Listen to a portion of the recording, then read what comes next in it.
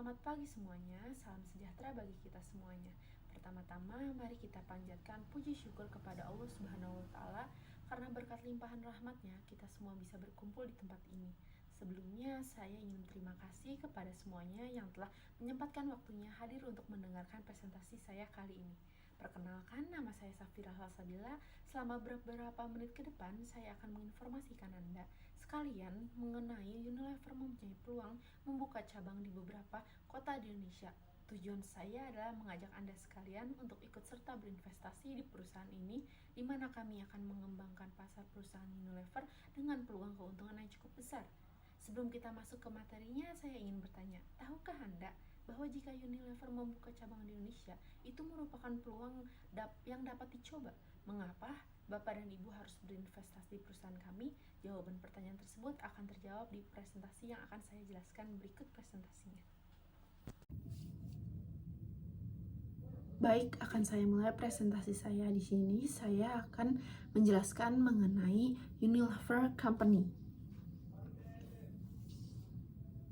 Di sini saya akan membahas tentang sejarah perusahaan, visi dan misi perusahaan, yang 3 produk yang ditawarkan, yang keempat peluang pembukaan cabang, yang kelima cara perusahaan memasarkan produknya, yang keenam manfaat jika perusahaan membuka cabang di Indonesia. Sejarah perusahaan. Pada bulan September 1929, Unilever dibentuk melalui penggabungan operasi Margarin Uni dari Belanda dan Lever Brothers dari Inggris. Dengan nama yang dihasilkan merupakan gabungan dari nama kedua perusahaan tersebut. Pada tahun 1930-an, bisnis berkembang dan usaha-usaha baru diluncurkan di Afrika dan Amerika Latin. Unilever memiliki visi yaitu menjadi pemimpin di pasar global dalam hal menciptakan bisnis yang berkelanjutan yang berlandaskan tujuan mulia atau purpose lead atau mampu bersaing di masa depan atau future fit. Unilever juga memiliki misi yaitu yang pertama, kami bekerja untuk menciptakan masa depan yang lebih baik setiap hari. Kami membantu konsumen merasa nyaman, berpenampilan baik, dan lebih menikmati hidup melalui brand dan layanan yang baik bagi mereka dan orang lain. Kami menginspirasi masyarakat untuk melakukan langkah kecil setiap harinya yang bila digabungkan bisa mewujudkan perubahan besar bagi dunia.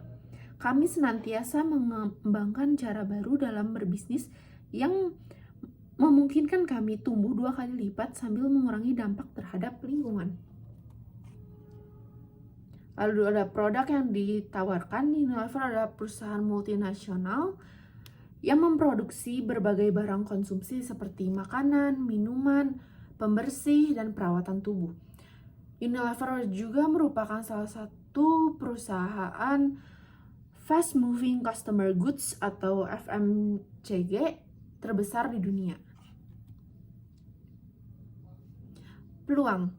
Mengapa Unilever harus buka cabang atau toko di Indonesia? Yang pertama, ada pasar yang besar dan potensial. Maksudnya besar dan potensial di sini, Indonesia merupakan negara dengan jumlah penduduk lebih dari 270 juta orang yang menjadikannya pasar terbesar di Asia Tenggara dan keempat di dunia. Lalu yang kedua, pertumbuhan ekonomi yang stabil. Yang ketiga, demografi yang menguntungkan. Indonesia memiliki demografi muda dengan banyaknya konsumen muda yang lebih terbuka terhadap merek atau brand dan produk inovatif. Lalu yang keempat, kebutuhan konsumen yang beragam. Yang kelima, keunggulan sumber daya alam. Itu Indonesia memiliki banyak sumber daya alam yang sangat dibutuhkan oleh produksi barang-barang konsumen. Lalu yang kelima, strategi keberlanjutan. Di sini Unilever berusaha untuk menjaga lingkungan agar tidak rusak seperti mengurangi jejak karbon dan lain sebagainya. cara perusahaan memasarkan produknya. Yang pertama ada segmentasi pasar yang mendalam, yaitu Unilever memasarkan produknya dengan cara yang sangat tersegmentasi berdasarkan demografi, yaitu menyesuaikan dengan berbagai kelompok usia, pendapatan, dan jenis kelamin. Yang kedua berdasarkan geografi, yaitu setiap wilayah atau negara mungkin memiliki preferensi yang berbeda, sehingga Unilever menyesuaikan produk, iklan, dan harga berdasarkan kondisi lokal. Lalu dan perilaku konsumen. Perilaku konsumen menggunakan data perilaku konsumen untuk menyesuaikan kampanye pemasaran. Apakah mereka lebih tertarik pada produk berbahan alami, ramah lingkungan, atau yang lebih terjangkau. Lalu pemasaran digital, media sosial, kampanye iklan, dan TVC atau television commercials. Pemasaran digital itu misalnya seperti membuat konten, lalu media sosial seperti bekerja sama terhadap influencer, dan kampanye iklan dan TVC itu untuk menjangkau konsumen yang lebih luas dengan menayangkan iklan yang sesuai dengan image produk yang ingin diperlihatkan atau ditawarkan kepada konsumen. Lalu yang ketiga ada pemasaran berbasis pengalaman dan inovasi produk, dimana kalau berdasarkan pengalaman ini di sini berdasarkan mendengarkan feedback dari konsumen seperti meningkatkan kualitas produk lama, dan untuk inovasi produk adalah memberikan sampling gratis kepada konsumen agar mendorong konsumen untuk tertarik atau membeli terhadap produk yang akan dipasarkan. Lalu strategi harga dan distribusi yang fleksibel. Di sini untuk Unilever memahami bahwa pasar berbeda-beda dalam hal kemampuan beli, sehingga mereka menggunakan berbagai strategi harga dan distribusi untuk menjangkau berbagai segmen pasar. Lalu yang terakhir kolaborasi dengan retailer dan mitra, yaitu seperti berkolaborasi dengan Alfamart, Indomaret, dan lain sebagainya, atau dengan memasarkan produk di e-commerce seperti Shopee, Blibli, Tokopedia, dan lain yang sebagainya.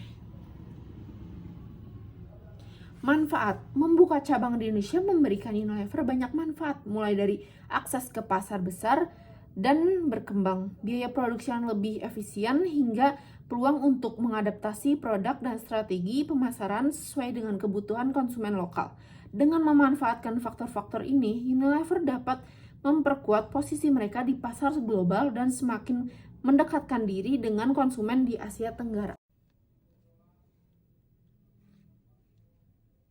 Demikianlah beberapa hal yang bisa saya sampaikan. Sebelumnya saya mohon maaf sebesar-besarnya apabila dalam penyampaian tadi mungkin terdapat kesalahan kata. Saya berharap dapat bekerja dengan Anda semua.